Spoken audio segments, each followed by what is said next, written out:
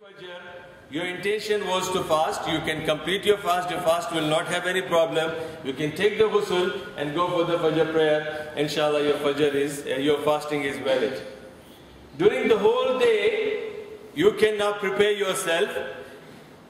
After the Fajr prayer is done, you can sleep if you want, you can read Quran if you want, you can wait for the Salatul Duha or Ishraq prayer, 2 rakat prayer, or you can rest till it is a time for you to go to office. Go to your office, prepare yourself for the halal job. Then when it is the time for the prayer, Zohar prayer, Asr prayer, Maghrib prayer, get ready for that. If you don't have the time to pray in the masjid, at least don't delay it while you are fasting in your office or in your company. You can pray by yourself on its time. This is the best thing that Allah subhanahu wa ta'ala likes of His believers, that they offer the prayer on time without any genuine reason, they are not delaying it. After that, we go back to the iftari. Iftari, Rasulullah has said that the Jews and the Christians, they wait for the stars to come up. When they see the appearance of the stars, at that time they used to break their fast. Rasulullah has said, my ummah will always be in good. My ummah will always be in good if they hastened in breaking the fast. Means immediately after the sunset or after the adhan that you hear, you have to break your fast. Breaking of your fast should not be with these chicken chips and biryanis, because then you will miss a great reward of your Jamaat of Maghrib prayer. And you won't follow this, you won't get the sunnah of Rasulullah the way he used to break his fast. He used to break his fast on water, 3 dates, 5 dates, 7 dates. And then he would go and attend Maghrib prayer. And after that, till the next Fajr, you can eat anything you want. Once you have prayed your Maghrib, you come home. Alhamdulillah, after every 2 hours break, like when we go for gym and training, they say you can have a break of 2 hours every time when you want to do the exercise. So I can tell you, you can have a break of 2 hours for having your different dishes. Alhamdulillah, no problem. That you can eat till next Fajr. You can eat till next Fajr, and this is how you finish your iftari. Then after that, get ready for your Isha prayer. Isha prayer, and then after you have prayed Isha prayer, you can pray Taraweeh in the masjid. You can pray Taraweeh at home. You can pray Taraweeh immediately after Isha, or you can pray Taraweeh 1 hour, 2 hours before Fajr prayer. And Umar ibn al-Khattab, there is a hadith in Sahih Bukhari, that when after the whole life of Rasulullah, when he prescribed Taraweeh, after that he prayed Taraweeh in congregation for 3 days, 3 nights, and after that he did not pray Taraweeh in congregation. After his death, Abu Bakr radiallahu anh, he remained Khalifa for 2 years. He did not prescribe the Taraweeh in congregation. He did not prescribe Taraweeh in congregation. People were praying on their own, in their houses, in the masjid, with one man and 2, 3 people behind him, or by themselves. Men, women, they were like that. Even the 10 years of Umar ibn al-Khattab, when Umar ibn al-Khattab, after the death of Abu Bakr, when he became the Khalifa, first 5 years of his period of Khilafah, the reign of Caliphate, he didn't prescribe the congregational Taraweeh in the masjid. People were not praying Taraweeh in the congregation first 5 years of Umar ibn al-Khattab. Hadith in Bukhari continues, it says, when Umar ibn al-Khattab once came out to inquire about what has happened in the flood in Pakistan and our president is in UK, Umar was not like that. Umar was living in Medina, and every night he used to come out to inquire about the people, how they are living. So this is our president, alhamdulillah. And we have one president here, and that is our president, radiyallahu anhu. Say radiyallahu anhu. May Allah be pleased with him. So he came out of his house to inquire how the people are. He passed by Masjid al-Nabawi, and he saw that in Masjid al-Nabawi, there are people who are, praying in congregation, some of them. one person with 2 people behind him, they are praying their Taraweeh in congregation. He saw there are in a corner that there is one man and 4 or 5 people behind him. So in one masjid, there are 2, 3 jamaats, people were praying in congregation. A man with the wisdom, he realized that in one masjid, 4 or 5 jamaats is taking place now, and if this is allowed, it will proceed to a time where the Muslims will be divided into Pakhtun, Sindh, Punjab, Karachi, this and that, and one Pakistan will be broken into thousands of Pakistan. So realizing that, I'm just giving you hints, okay? I'm also a politician, Muslim politician. So I'm just giving you a hint. Umar ibn Khattab, realizing that the Ummah will be, in future might divide into many Imams, and they will give the ruling that, okay, this is my Imam, I can pray behind him. I don't want to pray behind that Imam. So in one masjid they will have number of Imams, in one masjid they will have number of Jamaat. So realizing that, he said no.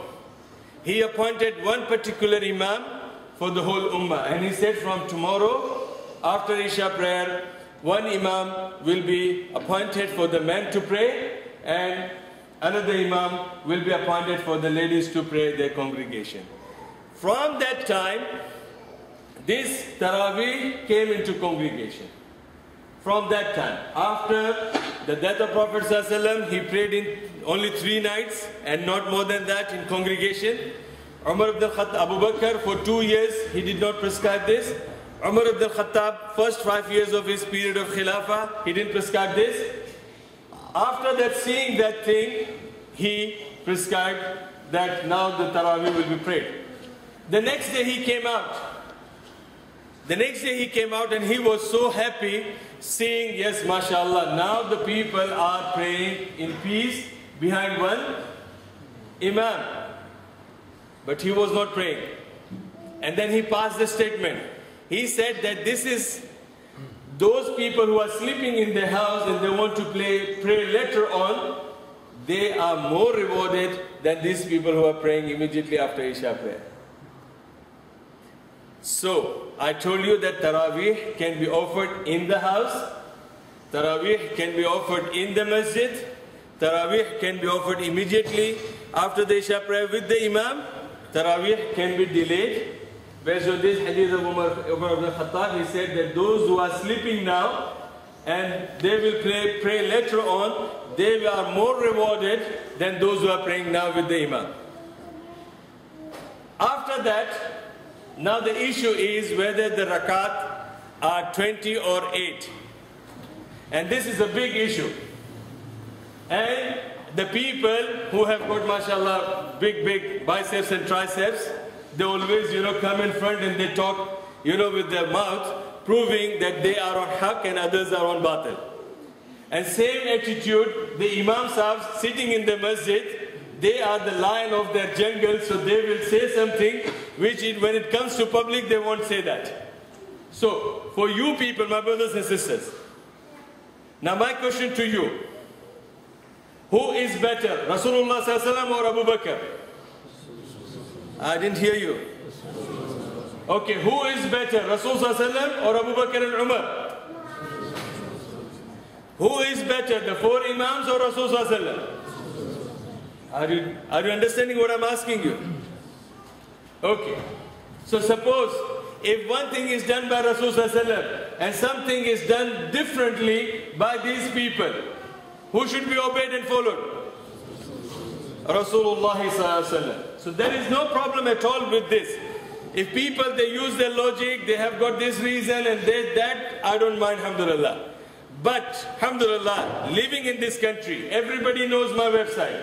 Everybody knows my email. You know I'm on TV. You know my house, the street where I live. I have no security guards, no Kalashnikov, no guards, no bomb, nothing, no protection.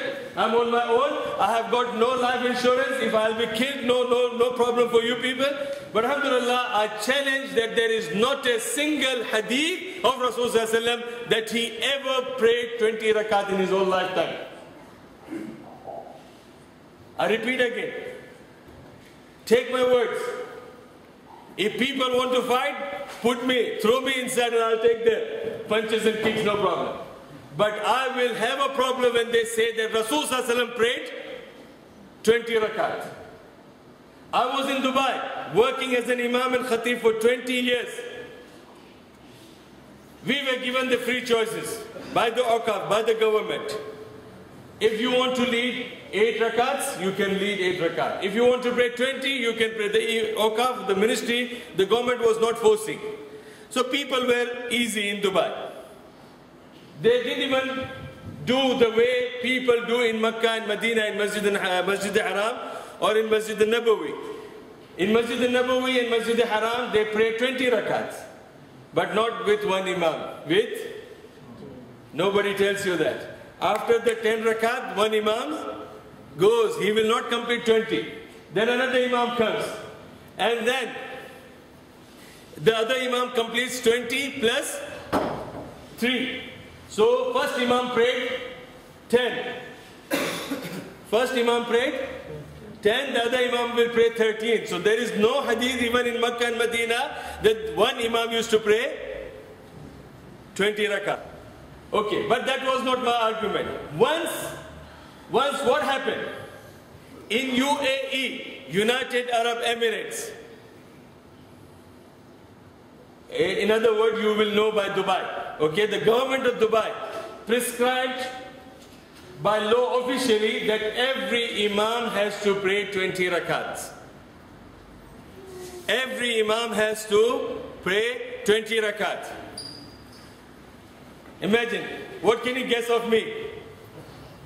Wallahi, I swear upon Allah, I have resigned. I was asked to come and attend the Mudir, the director or president of Awqaf, to see him the next day. Why have you resigned? I said, I don't want to pray 20 rakat. They said, why? Are we wrong? Omar was wrong? Saudi is wrong? I said, look, when you people were saying it is your choice, alhamdulillah, that's fine. Now we were praying to please Allah subhanahu wa ta'ala to follow the sunnah of Rasul sallallahu alaihi wasallam. But now when you people have prescribed something which has not been prescribed by Allah in the Quran, something which has not been prescribed by Rasul sallallahu alaihi wasallam in the hadith, something which has not been prescribed by Abu Bakr when he was a Khalifa, something which was not prescribed by Umar when he was Khalifa for 5 years, who are you people to prescribe that thing upon us? And if I want to pray 20 rakat because of this official statement, then I'm not praying for Allah, I'm praying for you, and that's why I don't want to create problem, I'm resigning. And wallahi, I'm not boasting, they changed their statement. They again passed the issue and they said it's a choice for the Imam. Alhamdulillah. I know I was an Indian, living, working there on visa. They can just say, chalo jao, Hindi, yalla barra, go out. Get out, we don't want you. You are a troublemaker. They could have done that, no problem. But alhamdulillah, I did not say that. And that is why I'm saying you. This statement can create a big problem for the people in Luton, and the next day you will find Abdul Majid is hospitalized, no problem. But I am still on my statement that there is no single hadith. There is no single hadith. Even Shaykh al-Islam, Dr. Tahir al-Qadri, Shaykh al-Islam of Pakistan, I don't know whether he is Shaykh al-Islam of the whole world, but Shaykh al-Islam of Pakistan, Dr. Tahir al-Qadri, he brought a book where he has spoken about all the controversial issues about the prayers. No doubt of his knowledge, mashallah. For one issue, he is referring minimum 30 to 40 books, Arabic books, no doubt of his knowledge.